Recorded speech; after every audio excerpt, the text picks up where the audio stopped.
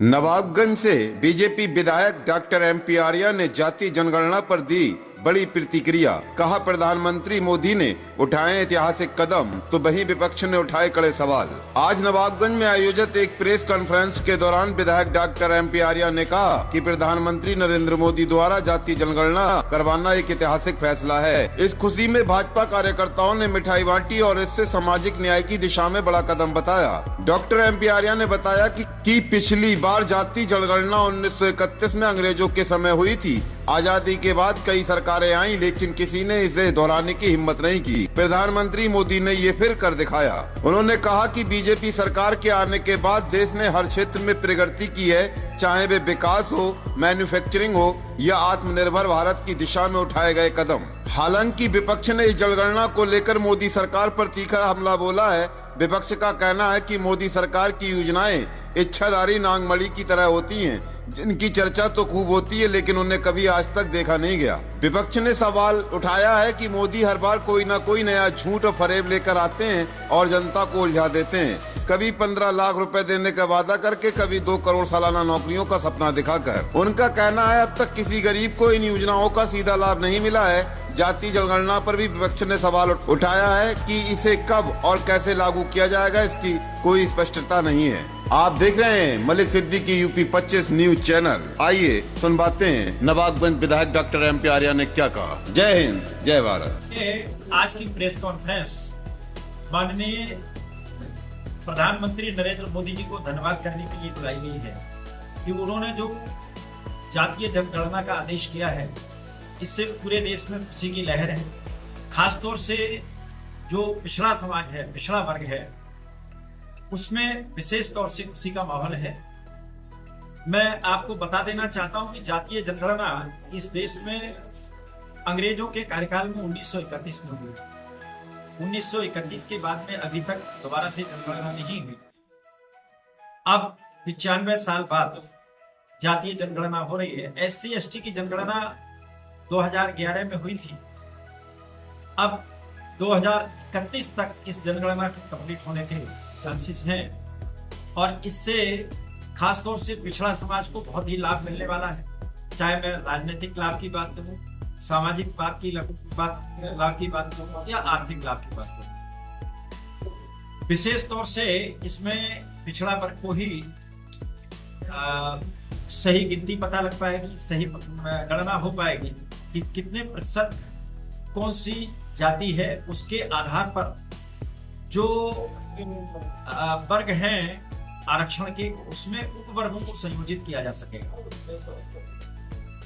मैं आपको बता दूं कि कांग्रेस कभी भी आरक्षण के पक्ष में नहीं रही, पिछड़ों के पक्ष में नहीं रही और इसीलिए शायद 1956 में काका कालेलकर की रिपोर्ट को कांग्रेस ने लागू नहीं किया। इसी तरह से 1990 में जब भाजपा के साथ में VP सिंह की सरकार थी, उस समय OBC को 27% आरक्षण मिला।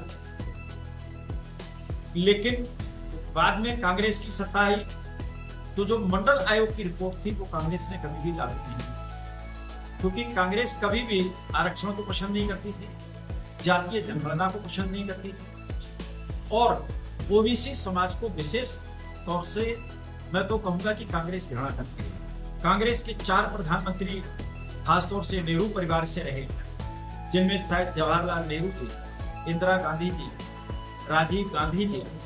इन लोगों ने कभी भी OBC समाज को पसंद नहीं किया, हमेशा लोगों को झांसा देने का काम किया, बरगलाने का काम किया। अब जब जातीय जनगणना हो रही है तब पूरे भारत में खुशी की लहर है। इसीलिए लोग प्रधानमंत्री नरेंद्र मोदी जी को धन्यवाद कर रहे हैं, मिठाइयां बांट रहे हैं, खुशियां मना रहे हैं और इसीलिए आज ये प्रेस बुलाई। विधायक की जातीय जनगणना की बात की, लेकिन इसका श्रेय तो विपक्ष ले रहा है। राहुल गांधी, तेजस्वी यादव, अखिलेश यादव ने जैसी भाजपा ने घोषणा की है, उन्होंने जश्न मनाया है, आतिथ्य दिया है। मैं बिल्कुल यही चर्चा करना भी चाह रहा था जो आपने बढ़िया प्रश्न किया है। श्री राहुल गांधी जी के मैं कहूं कि परिवार में लेकर के श्री जवाहरलाल नेहरू जी, इंदिरा गांधी जी और उनके राहुल गांधी जी के पिताजी राजीव गांधी जी ये प्रधानमंत्री रहे, इनके प्रधानमंत्री रहते कभी भी कांग्रेस ने जातीय जनगणना की बात करना तो दूर, बल्कि मैं कहूंगा ओबीसी समाज को घृणा करते रहे। अगर वो इतने ही पक्षधर थे जातीय जनगणना की, तो उन्होंने अपने समय में जातीय जनगणना क्यों नहीं कराई? 2014 तक उनकी सरकारें थी।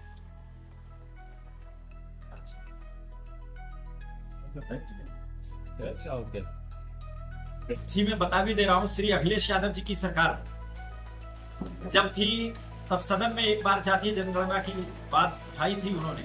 हम लोगों ने एक ही बात उनसे कही थी कि अगर आप वास्तव में जातीय जनगणना में रुचि रखते हैं, केवल गाना नहीं गाना चाहते हैं, तो आपने अपनी सरकार के समय में क्यों नहीं?